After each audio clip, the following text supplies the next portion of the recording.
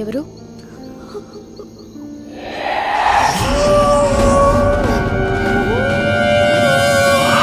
ప్రమీల, నువ్వు మళ్ళీ ఇక్కడ? నన్ను నాన్నని చంపిన వాళ్ళని చంపి నా పగ తీర్చుకోవాలని అందుకోసమే ఇక్కడున్నాను. ఏంటి? అంకుల్ హార్ట్ అటాక్తో చనిపోలేదా? నిన్ను అంకుల్ని చంపేశారా? ఎవరి వాళ్ళు? పార్వతి, ఆ రోజు జరిగిన యాక్సిడెంట్లో నువ్వు మాకు దూరం అయిపోయావు. కళ్ళ ముందు లేడి పిల్లలా తిరగాల్సిన కూతురు ఇలా వీల్ చైర్లో ఉండిపోతుందని నేను కల్లో కూడా అనుకోలేదు. ఇప్పుడు నేను తన కోసం బతకాలి. బతుకుతాను పార్వతి, బతుకుతాను.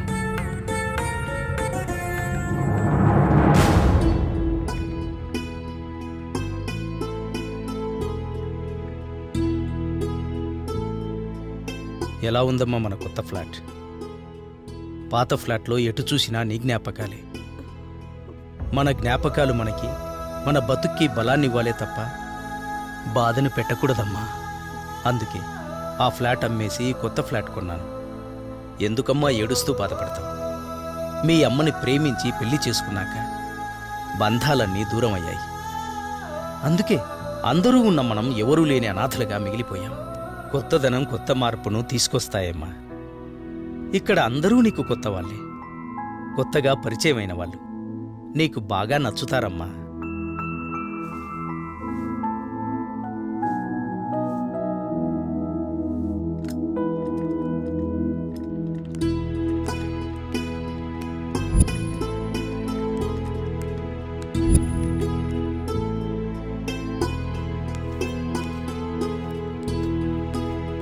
Hi uncle. హాయ్ అమ్మా. హాయ్.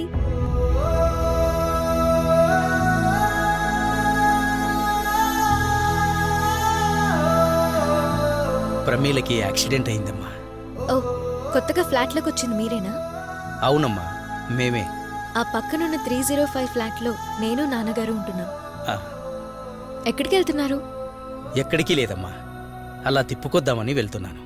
అంకుల్, అది నాకు వదిలేయండి. ప్రమీలని నేను తీసుకెళ్తాను. అందరికీ పరిచయం చేయిస్తాను.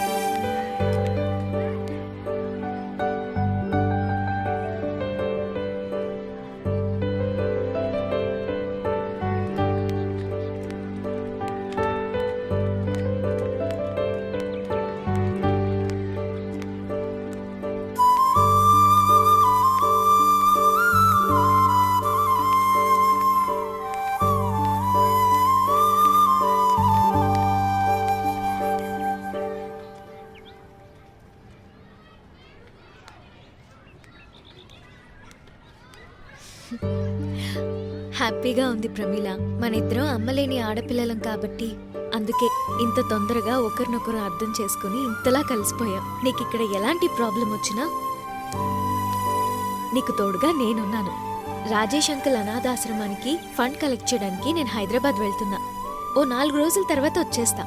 ఓకేనా?